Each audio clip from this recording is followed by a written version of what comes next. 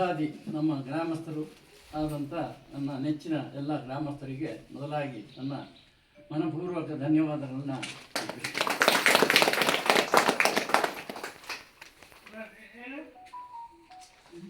ಇವತ್ತು ಈ ಒಂದು ಸನ್ಮಾನ ನಮ್ಮ ಹುಂದಚೇರಿ ಗ್ರಾಮದ ಜನರು ಕೊಡ್ತಾರೆ ಅಂತ ಹೇಳಿದ್ರೆ ನಮ್ಮ ದೇವಸ್ಥಾನದ ವತಿಯಿಂದ ನಮ್ಮ ಗ್ರಾಮದ ಅಕ್ಕ ಮುಖ್ಯಸ್ಥರು ಹಾಗೂ ನಮ್ಮ ಗ್ರಾಮಸ್ಥರು ಇದೊಂದು ಆಯೋಜನೆಯನ್ನು ಮಾಡಿಕೊಂಡು ಕೊಟ್ಟಿರತಕ್ಕಂಥ ಒಂದು ಸನ್ಮಾನಕ್ಕೆ ನಾನು ಚಿರಋಣಿಯಾಗಿರ್ತೇನೆ.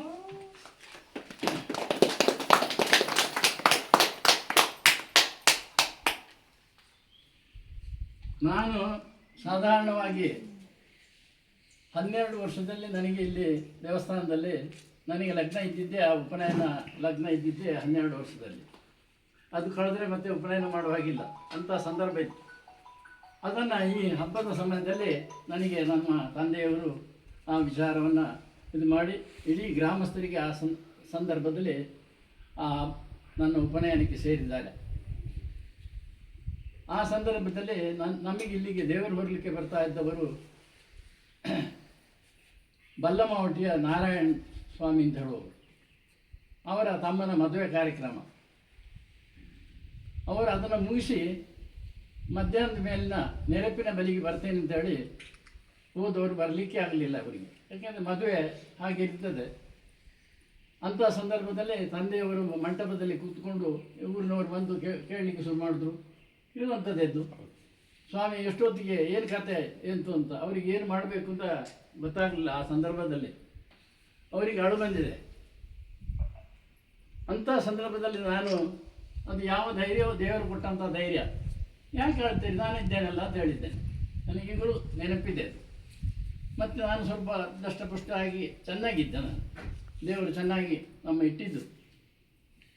ನಾನು ಆ ಕೆಲಸವನ್ನು ಮಾಡ್ತೇನೆ ಅಂತ ಹೇಳಿ ತಂದೆಯವರಿಗೆ ಹೇಳಿದೆ. ಅಷ್ಟೊತ್ತಿಗೆ ನಮ್ಮ ಊರಿನ ಹಿರಿಯರಾದಂಥ ಅಕ್ಕ ಮುಖ್ಯಸ್ಥರು ಅಂದರೆ ಕಿಂಬಳಿ ಚೆಂಗಪ್ಪನವರು, ನಂತರ ಅಂಜಂಡ್ರ ನಂಜಪ್ಪನವರು, ನಮ್ಮ ಹೊನ್ನೆಟ್ಟಿ ಚೆಂಗಪ್ಪನವರು, ಕಿಂಬಳಿ ಸೋಮಪ್ಪನವರು, ಹೀಗೆಲ್ಲ ತುಂಬ ಜನರಿದ್ದರು. ಅವರೆಲ್ಲ ಸೇರಿ ದೇವರ ಎದುರಿನಲ್ಲಿ ಪ್ರಾರ್ಥನೆಯನ್ನು ಮಾಡಿದ್ರು. ನಮ್ಮ ಸಣ್ಣ ಸ್ವಾಮಿಯವರು ಏನು ಅವರು ಇದನ್ನು ದೇವರ ಕೆಲಸವನ್ನು ಮಾಡ್ತೇನೆ ಅಂತ ಹೇಳಿದ್ದಾರೆ. ಹುಡುಗ ಬುದ್ಧಿ ಏನಾದರೂ ತೊಂದರೆ ಬಂದರೆ ಆ ದೇವರೇ ಅವರನ್ನು ಕಾಪಾಡಬೇಕು ಅಂತ ಹೇಳಿ ಪ್ರಾರ್ಥನೆ ಮಾಡಿದ್ರು. ಪ್ರಾರ್ಥನೆ ಮಾಡಿ ಆದ ಕೂಡಲೇ ನಾನು ಹೋಗಿ ಸ್ನಾನ ಮಾಡಿ ಬಂದು ದೇವರಿಗೆ ಅಲಂಕಾರ ಮಾಡಿ ಆ ದೇವರನ್ನ ತಂದೆ. ನೆನಪಿನ ಬಲಿ ಅದು ಏನು ಸಾಮಾನ್ಯ ಇದಲ್ಲ.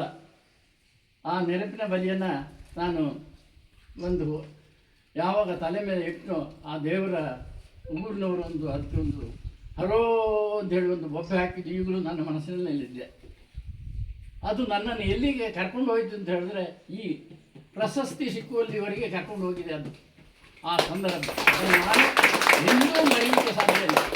ಅದರಿಂದ ನಾನು ಪ್ರತಿ ವರ್ಷವೂ ಹಬ್ಬ ಅಂತ ಹೇಳುವಾಗ ಎಷ್ಟೇ ಕಷ್ಟ ಇರಲಿ ನಾನು ಬಂದು ದೇವರ ಕೆಲಸಕ್ಕೆ ಬರ್ತಾ ಇರೋದು. ಈ ಪ್ರಾಯದಲ್ಲಿ ಈ ಕೆಲಸ ಮಾಡಲಿಕ್ಕೆ ಸಾಧ್ಯ ಇಲ್ಲ.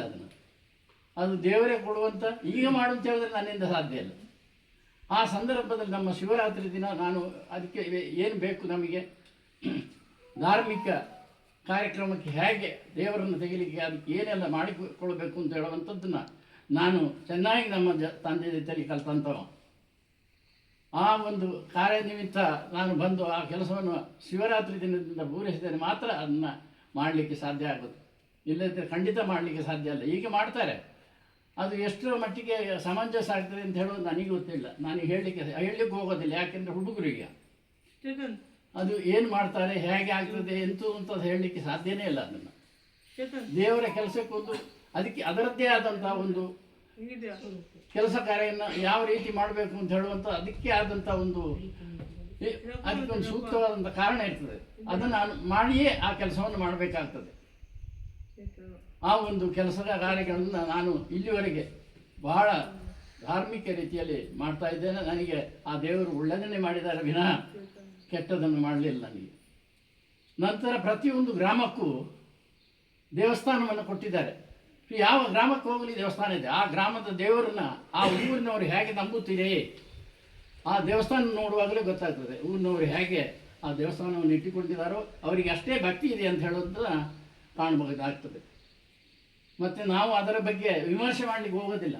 ಯಾಕೆಂದರೆ ನಮ್ಮ ಊರಿನವ್ರನ್ನ ನಾವು ವಿಮರ್ಶೆ ಮಾಡಲಿಕ್ಕೆ ಸಾಧ್ಯ ಆಗೋದಿಲ್ಲ. ಯಾಕೆಂದರೆ ಅದು ಹತ್ತು ಸ್ಥಳಕ್ಕೆ ಹೋದಾಗ ಅದು ಗೊತ್ತಾಗ್ತದೆ. ಪ್ರತಿಯೊಂದು ಊರಿನಲ್ಲಿ ಯಾವ ರೀತಿ ಹಬ್ಬ ನಡೆಸ್ತಾರೆ ಅಂತ ಹೇಳೋದನ್ನು ಅಲ್ಲಿ ಹೋದರೆ ಮಾತ್ರ ನಿಮಗೆ ಗೊತ್ತಾಗೋದು. ನಾನು ಸಾಧಾರಣ